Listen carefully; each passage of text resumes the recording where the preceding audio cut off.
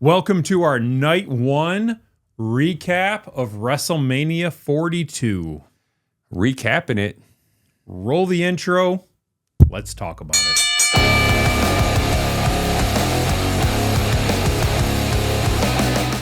All right, we're back. We're in casual. It's casual clothing day today. We weren't going to wear ties and watch WrestleMania. Got to let loose once in a while. We expected craziness. We didn't want to be all suited and booted. Yep, I'm wearing my Bray Wyatt. My Bray Wyatt outfit here, and then underneath, last year's WrestleMania appearance, Joe Hendry. Of Joe Hendry, that's Hopefully right. he makes an appearance tomorrow night as well. Yeah, I'd love to see it. And I'm repping the 2026 NCAA basketball champions, University of Michigan. Go Blue. Didn't pick them. I picked Kansas, but, you know, it is what it is. Yeah. So, Jeff. But on to WrestleMania. Match one. Let's get it. We had the six-man tag, the Usos and LA Knight versus iShowSpeed and Logan Paul. Yeah. The Usos came out on top. What was your thoughts? I mean, it was a basic match. I mean, it wasn't like anything crazy. I think iShowSpeed doing his splash to Logan Paul was, I mean, it popped the crowd. It was fine. I didn't hate it. You know, if I had to grade the match, I'm going to give it a C. Yeah, it was. I didn't think it was a spectacular match. It was fine. It wasn't for a mat or like a title or anything like that. So it was fine. Yeah, and I think there's a trend that started with this match, just some odd storytelling. How quickly Logan Paul and Austin Theory turned on iShowSpeed for accidentally pushing Logan Paul into one of the other wrestlers or one of the other wrestlers into Logan Paul. It just seemed kind of odd. And then the iShowSpeed spot on Logan Paul was probably the spot of the night. Yeah, but it really didn't hit that big because we saw that last summer when Logan Paul did the same thing to Jelly Roll. So, but no, it was an okay match. Nothing to complain about, but nothing to really write home about either. So, yeah, I thought it was fine. I thought the match was, I mean, it was good for opening for free on ESPN. I thought it was a solid match. It was what it was. Yeah, and the Usos' theme music, and their entrance was enough to get everybody hyped. And good opening match. So yeah, it was okay. After that, they followed up to close out the opening hour, Jacob Fatu versus Drew McIntyre in the no holds barred, no disqualification, unsanctioned match, whatever it was. So again, I'm going to give it a C. I mean, it was tough to give these two matches anything more than that. I'm okay with the winner. Yeah. I think Jacob Fatu winning was fine.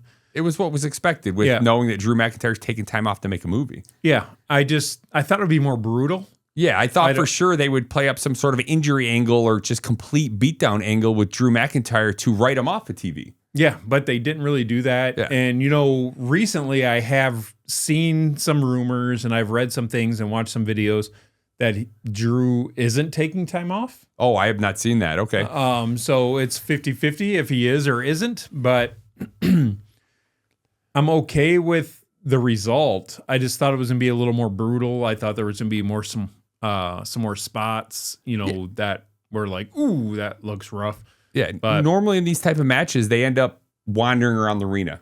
Yeah. And they really stayed ringside. They didn't really do anything. They had some, they had the tools come out. There was the spot where it looked like Drew McIntyre was putting the wrench into Fatu's eye. Yeah, which was cool. And there was also the spot where Drew was afraid of the toolbox because of the other match against, I can't remember. Was it against Balor? It was against somebody. I forget who it was. Maybe it was CM Punk. Maybe I forget. Yeah, I think it was against. CM Punk. Yeah, where he got smashed in the head. What they say, 17, 18 stitches. He got busted open with the tool chest. I forget who it was against, so don't flood the comments on that one. But yeah, he acted like he was afraid of it and stuff like that. But the match itself was okay. I just didn't think it was as brutal enough that it should have been for an unsanctioned match and between the two guys that were involved. Yeah. So, C. Alrighty. Well, we followed that one up with the Fatal 4 women's match. We had surprise contestants. Nikki Bella ended up injured. She couldn't end up wrestling. So Paige made her triumphant return to WWE, took her spot, and ended up winning. So, any thoughts on that match? again, another mediocre match. Another, and that's like another C match. Yeah. It was just very basic. It wasn't anything crazy. I mean, I know a lot of people are going to be very happy that Paige won on her return, and I'm not against that. Just an odd trend on WWE lately that they've got a lot of new wrestlers or returning wrestlers that they win these championships so early on their return. Yeah. But again, this was an injury thing. They weren't planning her to be in this match. They were probably planning the Bellas to win. She just filled the spot. She filled the role. Yeah, she filled the role, and maybe the Bellas were supposed to win. Yeah. And they just used Paige and Bria Bella, whatever her name is, to win it. Which I don't have a problem with it. It just was very basic. There wasn't a whole lot.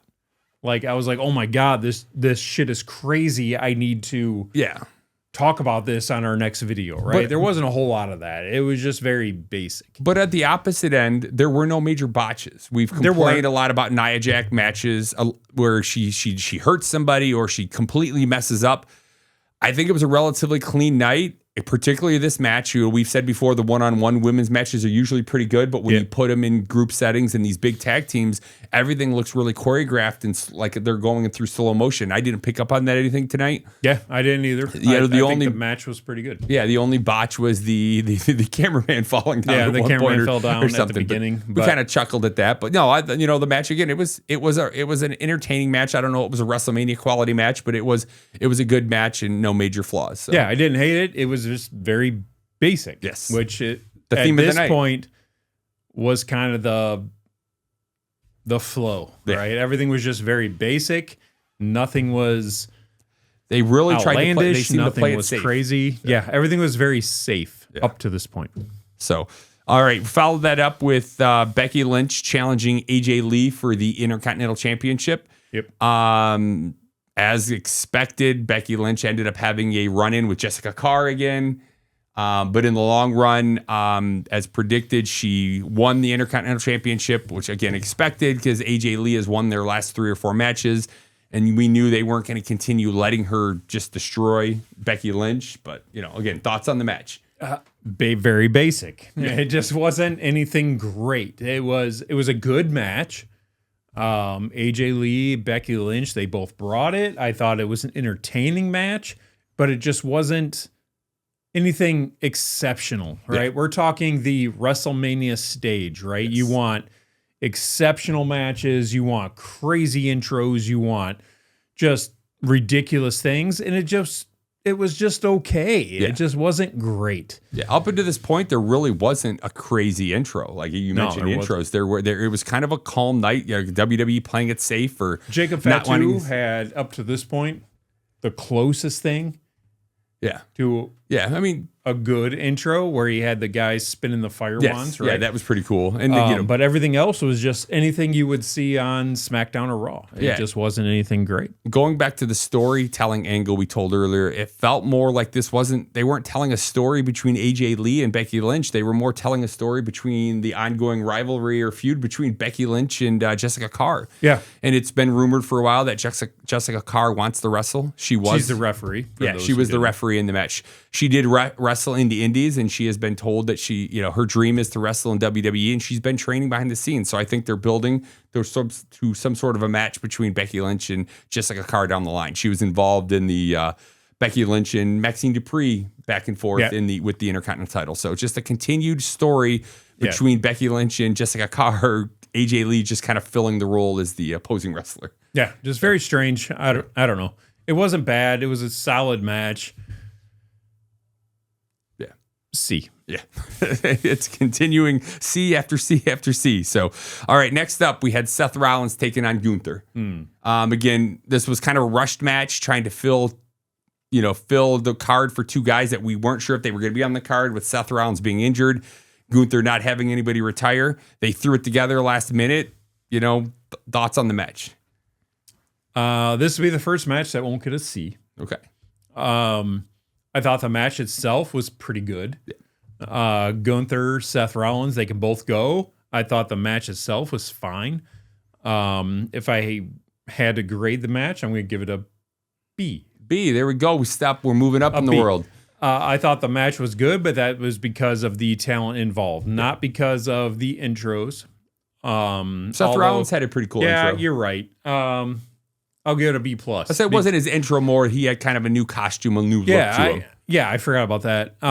With his costume, had like, I don't know if it was dry ice or something going on in there. It was smoking. Then he had the black contacts in, which I've never seen someone change contacts that fast before. Yeah, that was pretty cool. I did not see him change. Yeah. 1 minute he had contacts. him in. We thought he might wrestle with them. And 1 minute they were in, and the next minute the camera cut back to him and they were gone. So that was, whatever he did, it was well rehearsed and well done. That it was, and I think cool. it looked good. Yeah. I like that look for him. Yes. I don't know what they could call that, but I really liked it. Gunther's intro was a little more standard Gunther, right? Yeah. It was very historical Gunther. Yeah, just very basic and very planned, very strategic.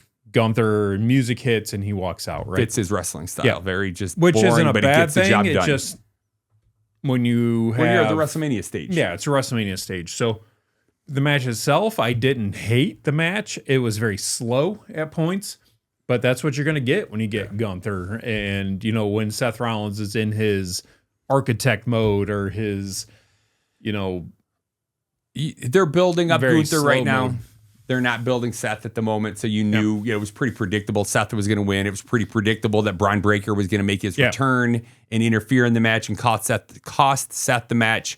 It was the first match of the night where it really kind of frustrated us. The fact that Seth hit, not only the pedigree, but followed up by the stomp and Gunther kicked out. So again, that goes back to the finishers just mean finishers nothing. Don't mean shit anymore. What's the point? Yeah. But I mean, what's the point of calling them finishers? At least just call them moves, signatures, or whatever at that point. But it's because just, they don't mean anything.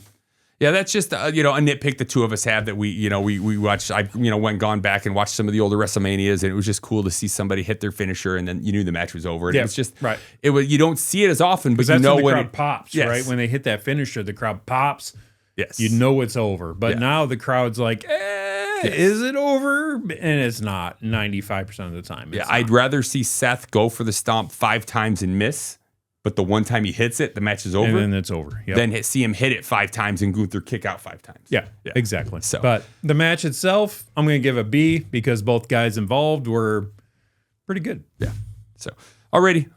Moving on, we had Liv Morgan challenging Stephanie Vaquer for the women's heavyweight title. Yep.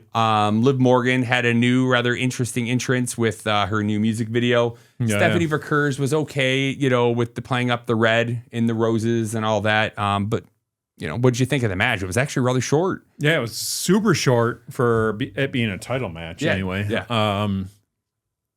I don't care about Liv Morgan's music video crap. Maybe it's important to her, and I'm not saying don't watch it. I'm not saying anything like that. But for me, I just didn't care about it. Yeah. Stephanie Vaquer's entrance was better, in my opinion.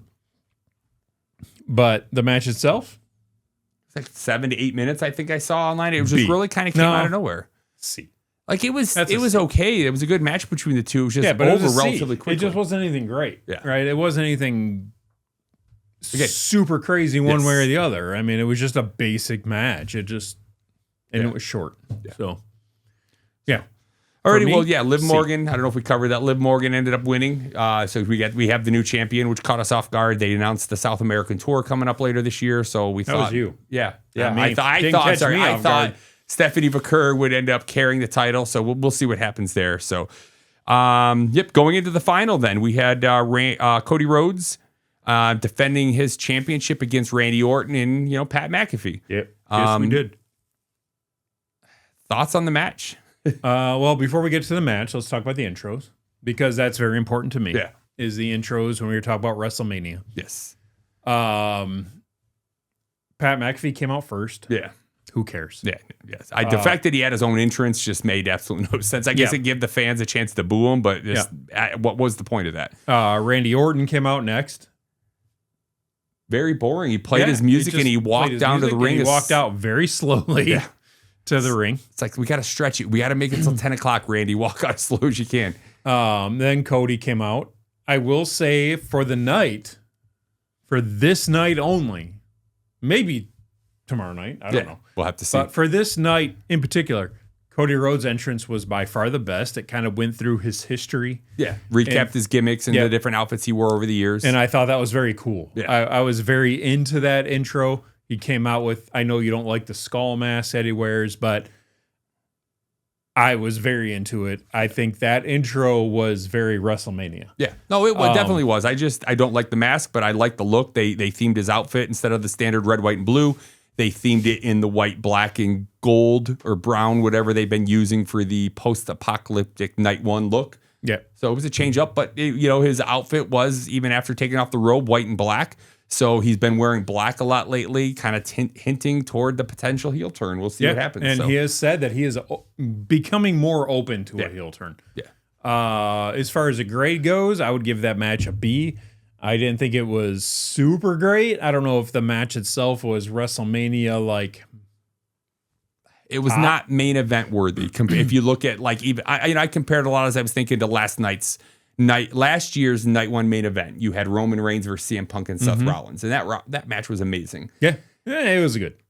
I remember it fondly. Yeah, well, So I haven't watched it. You're since not as last critical year. as I am. No, you are correct. But it was at least the storytelling and everything in the match. Like the end of this match just made no sense. Again, maybe I don't know the full story, but so to recap, Randy got poked in the eye by Cody. Accidentally RKO'd the ref because he was blinded. So Pat McAfee came down in a ref uniform because he had been taken out earlier on a stretcher, which nobody thought he was coming back. No, not he came out. Don't say that. The first thing I said when he went out on a stretcher was Pat McAfee will be back at the end of this match. So he came running down in a neck brace in a ref shirt and went to count. He did count rather slow. Randy got upset with him, RKO'd him, allowing Cody to hit the Cody cutter and not Cody cutter, but the crossroads. And then at that point, your boy Little Nate woke up and hit the 3 count. So why Randy turned on Pat at this point, who knows? Who knows what kind of story they're trying to tell here. But again, just another glitch in the storytelling, it seemed tonight in the last couple of weeks. Yeah, I mean, the only thing I can think of is WWE realized this storyline with Pat McAfee and Randy Orton wasn't working. So they just decided to cut it now. Yeah, so they decided to cut that shit now and move on from this point, which is, in my opinion, probably the best thing that they could do. They were getting so much hate for this storyline with Pat McAfee and stuff, but it was just odd even tonight. Pat McAfee got booed. Randy got cheered. They're supposed to be on the same side. And then Cody was getting more boos than cheers tonight. That's because people were cheering Randy. Yes. Yeah, people like Randy. Yeah. It's not that they hate Cody. They just like Randy more. Yes. No, agreed. Yeah. So it makes it very tricky, I guess, when you have those two kind of guys going up. We can go back, if we want to bring it up again. This is why they should have stayed with Drew versus Randy from the get-go. Everybody would have loved to have booed Drew, and everybody would have loved to have cheered Randy, and you could have just did something else with Cody. But whatever. Whatever happened. You could have had Cody against Fatu. Yeah. Because they had an angle at that point. Or just put together the 4-man match we predicted way back when. But I mean, there were options for this. Yeah. They know more than we do. I'm not trying to pretend that we're smarter than the WWE creative is. I'm not trying to pretend that, but I just think from a fan's perspective, there was probably other ways that they could have done this, but it is what it is. The matches were okay for WrestleMania Night 1. They weren't. I was never bored. Yeah, it was entertaining. I guess it just wasn't, like you said, when I get hyped for WrestleMania, I'm excited for the best matches of the year, at least the most exciting. And you follow up. I love the Royal Rumble. I love the Elimination Chamber. And then you just followed up with Night 1 of WrestleMania. It felt like just another PLE, a mid-May PLE. Felt like a backlash. It just felt very just basic. It didn't feel like anything crazy or anything that we should be celebrating.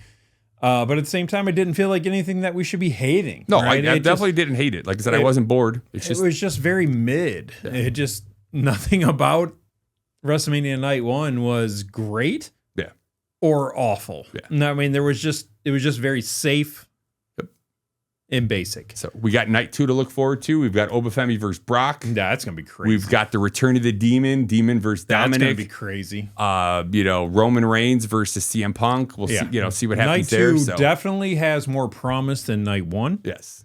Hopefully they deliver on these promises. But I don't know. Night 1 though, just flat out. Night 1 was a C for me. Night. I give it a B-. Yeah, but well, right there you're with you. softer than me. Yeah, definitely am. I am definitely. If you watch my last hot take when I'm talking about the IWC being too soft, that's this guy. It. Well, I'm soft in the fact that I'm easily amused. I'm not sensitive, but I'm easily amused. I'm not. I want a little more. He's a critic. I'm a fan. I want a little more. And I will say this before we end this show. Yeah. Where was Danhausen on night 1?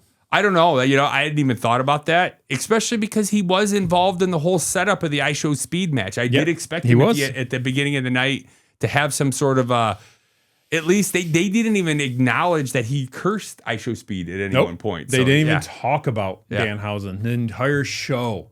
He'll probably show up in night 2, but where was he in night 1? Yeah, don't know. I don't know, but. Anything else for night 1, Jeff? No, again, it was adequate. It wasn't quite what I had hoped for, but I definitely have my hopes up for night 2, and I enjoyed hanging out with my buddy and watching WrestleMania. So we get to do it together. Yeah, yes. I did it. We're like best friends. Can we do the heart? Can we do the heart? We're about to lose so many subs right now. We're gonna put our thumbs down. Put our thumbs down. Some thumbs down. Go. There it is. All right. We'll never do that again. Night 1 was a C.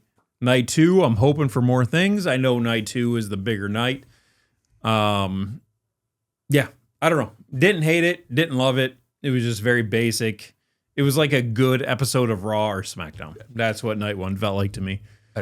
One last thing. If you're watching this before WrestleMania night 2, we played around in a Discord tonight. It was fun chatting with some of our fans, some of our friends, some of our fans. Mm-hmm. We've got Joe built a prediction bot, so you can get in there and make predictions, and then we're going to rank it all and score points and assign a champion. Joe won tonight, so I did win tonight. Join us tomorrow and see if you can't beat him. Yeah, join up tomorrow. We'll put I don't have the TV on right now. We'll put the Discord over the TV, and we're not in our normal garb. Yeah, we threw it together because it's. Like, I don't know what time it is right now, but we weren't going to watch WrestleMania in ties waiting to record. So here we are. But I'll post it somewhere around us here will be the Discord QR code and the Discord link. Join us. It was pretty good. The first night I feel like went pretty well. Yeah. There's a few things I need to tighten up, a few channel permissions and stuff like that, but everything else worked pretty good. Yep. So it was a good time. So make sure you join that and leave a comment down below on what you thought about WrestleMania night 1 and what you think could happen in night 2, maybe. Make some last minute predictions. Yep. And then tomorrow morning, early tomorrow morning, I think at 10 a.m. tomorrow, is our night 2 prediction video. So watch that as well. Sounds good. Anything else, Jeff? Nope. Let's get this wrapped up. Let's get to bed and let's hope for a better night 2. Well, I want a B+ at minimal tomorrow night. I want an A-. Okay. I want a good night 2. There we go. The critic in him wants better than the fan in me. WWE deserves a good night. Yes. I want them to have a good night. I really, really do. They haven't done it yet. So I'm hoping Sunday night is the night. Thank you, everybody. We appreciate you.